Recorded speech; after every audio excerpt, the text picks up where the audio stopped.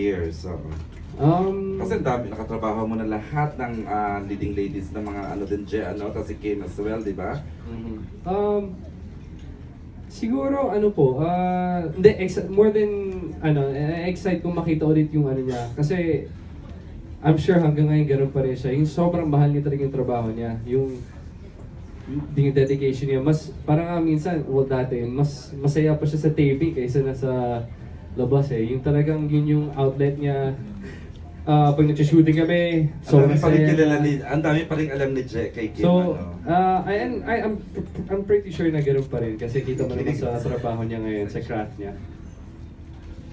Kim, what do you miss most about working with Jack? Miss, look forward siguro. Oo, Look di ba? forward sa mga, kung ano man yung, syempre nag-mature na kami, naging mas wiser, and nag-grow na rin kami. So yun, look forward siguro, hindi miss. Okay.